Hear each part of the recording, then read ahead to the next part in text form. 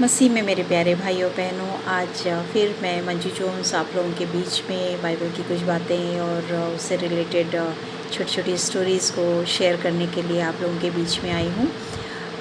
जैसे कि आप लोगों ने बाइबल में बहुत सारी जगहों पे पढ़ा है और मेरे सब मसीह भाई बहन इस बात को जानते भी हैं अच्छे से कि हमें सिर्फ़ और सिर्फ प्रभु परमेश्वर की खोज में अपने समय को लगाना है, क्योंकि अभी अंत का समय है और इस समय हम लोगों को किसी व्यर्थ बातों में अपने समय को ना गंवाते हुए परमेश्वर की खोज और परमेश्वर के उस राज्य की खोज करनी है। और उस राज्य में क्योंकि हमें जाना है, ये हमारे प्रभु परमेश्वर का वायदा है वहाँ ले जाने का, तो हमें उसी की खोज में अपने जीवन को लगाना है और अपने समय को उसी खोज में व्यतीत करना है, क्योंकि हम भी चाहते हैं कि हम भी वहाँ पे जाके रह सकें जहाँ पे हमारा प्रभु परमेश्वर रहता है अपने पिता के साथ। तो यहाँ पे मैं आप लोगों को कुछ एक छोटी सी एक स्टोरी एज़ यूजुअल बताना चाहती हूँ। एक शहर में एक आदमी था, उसने बहुत सारा पैसा खर्च करके एक बहुत आलीशान बंगला अपने लिए बनवाया, क्योंकि उसका ये ड्रीम हाउस था। वो इस घर को बनाने के लिए उसने बहुत सारे सपने देखे थे और बहुत इंतज़ार किया था। और उसने जब उसके पास पैसा आया तो उसने उस पैसे को उस घर पे लगाया, उस घर को बहुत आलीशान तरीके से सजाया बनाया, किसी भी तरह की कोई भी कमी उस घर में नहीं रखी। जब घर बन के तैयार हो गया तो उसने अलग अलग शहरों से, अलग अलग देशों से जाके उसकी सजावट की, उसके डेकोरेशन के लिए बहुत सारी चीज़ों को ख़रीदा और लाके उस घर में रखा। जब वो बन के तैयार हो गया तो वो उसकी खुशी का ठिकाना नहीं था। उसने अपने सब रिश्तेदारों को, सब जानने वालों को, सबको बुलाया और अपना घर दिखाया। जितने भी लोग आते थे सब लोग उसके घर की बहुत ज़्यादा तारीफ़ करते थे और कहते थे कि तुमने बहुत पैसा इस घर पे लगाया है, बहुत समय लगाया है इस घर पे, इस घर को बनाने में। और जैसे जैसे उनको अच्छा लगता था वो लोग उसकी बढ़ चढ़ कर तारीफ़ करते थे, उसके घर की और उस व्यक्ति की भी। और वो बहुत खुश होता था सबसे सुन के, क्योंकि उसका ड्रीम हाउस कंप्लीट हो गया था। और एक बार उसने अपने एक बहुत पुराना, उसका बचपन का एक दोस्त था जो जिसकी माली हालत सही नहीं थी, लेकिन वो परमेश्वर के भय में रहता था, परमेश्वर की नज़दीकी में रहता था। और उसने उसको एक बार बुलाया अकेले में और अपना घर दिखाया और उसे कहने लगा, जब उसने पूरा घर दिखाया, एक एक कमरा और घर का आंगन, घर के चारों तरफ की जगह, हर चीज़ उसने, कोई भी चीज़ उससे नहीं छुपाई, एक एक चीज़ उसको दिखाई। और उससे पूछा कि अब तुम बताओ कि ये घर तुमको कैसा लगा, क्योंकि आज तक जितने भी लोग इस घर को देखने के लिए आए हैं उन्होंने बहुत बढ़ चढ़ कर तारीफ़ की है और इस घर में कोई भी कमी उन्होंने नहीं निकाली है। तो तुम मुझे बताओ कि ये घर तुमको कैसा लगा।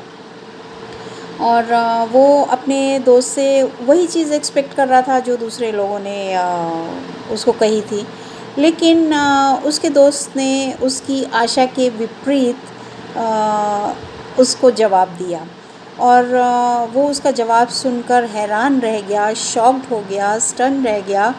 और उसने क्योंकि उसने उसे ऐसी बात कही थी जिसकी उसे आशा भी नहीं थी उससे, अपने दोस्त से सुनने की।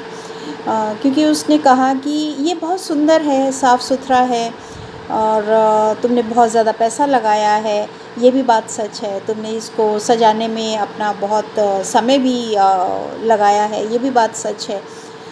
लेकिन अगर मैं साफ साफ कहूँ तो इस प्रकार की चीज़ें, इस तरह की चीज़ें जो हैं वो भयंकर मृत्यु शैया की ओर ले जाती हैं।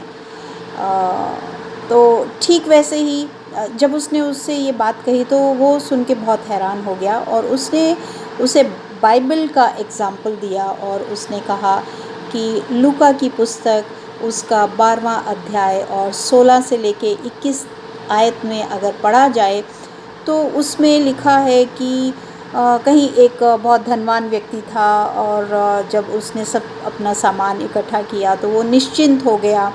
और लेकिन वहाँ पे परमेश्वर ने उसे मूर्ख कह के बुलाया और परमेश्वर ने उसे कहा कि यदि आज रात तेरा प्राण तुझसे ले लिया जाए तो ये सब किसका होगा जिसे तूने जमा कर रखा है। यदि हम इन चीज़ों को देखें और सोचें कि अगर हम इन्हीं सब चीज़ों में लगे रहेंगे तो हमें संसार से एक अलग ही लगाव होगा और हमारा स्वर्ग से जो लगाव है वो घट जाएगा, वो ख़त्म हो जाएगा। क्योंकि हमारा पूरा ध्यान, हमारा पूरा मन जो है वो सिर्फ़ और सिर्फ दुनियावी चीज़ों में उलझ के रह जाता है। तो इसी तरह से जैसे हम लोग एक फ़िक्स हो जाते हैं इस दुनिया के लिए, इस संसार के लिए कि हमें ये करना है, हमें ये बनाना है, हमें बच्चों के लिए ये करना है, घर के लिए ये करना है, घर को ऐसे सजाना है, घर को ऐसे रखना है, घर के लिए ये चीज़ लानी है, वो चीज़ लानी। तो इन सब बातों में हम उलझ के रह जाते हैं। हमारा जो आत्मिक जीवन है वो थोड़ा सा कमज़ोर हो जाता है। तो इन सब बातों के साथ साथ हमें अपने आत्मिक जीवन को पूरी तरह से स्ट्रॉन्ग बनाना है, पूरी तरह से मजबूत रखना है, ताकि हम लोग उस अब्दी मकान तक हमें पहुंचना है जिसका कि वायदा हमसे हमारे प्रभु परमेश्वर ने किया है कि वो हमें वहाँ पे लेके जाएगा। तो हमें उस अब्दी मकान पर जाने के लिए उसकी तैयारी करना ज़रूरी है। तो यीशु ने कहा भी है बाइबल में, हम मत्ती की पुस्तक में 6 अध्याय और उसकी 21वीं आयत में भी हम देख सकते हैं कि यीशु ने कहा, जहाँ तेरा धन होगा वहीं तेरा मन भी लगा रहेगा। तो ये बात भी सच है कि अगर पृथ्वी पे हमारा धन है तो हमारा मन भी वहीं पे लगा रहेगा। अगर हम लोग स्वर्ग की खोज में लगेंगे, प्रार्थना का जीवन रखेंगे, तो हमारा धन स्वर्ग में एकत्रित हो रहा है और हम अपने मन को भी वहीं पे लगा के रखेंगे। तो इसलिए प्रभु ने जो भी दिया है, जितना भी दिया है, हमें उसी में खुश रहना चाहिए, उसी में सेटिस्फाइड होना चाहिए और उसी में संतुष्ट होना चाहिए। और हमें स्वर्ग की खोज करनी है, अनंत जीवन को पाना है और उस अब्दी मकान तक जाना है। तो मेरे प्रिय भाई बहनों, God bless you all, take care.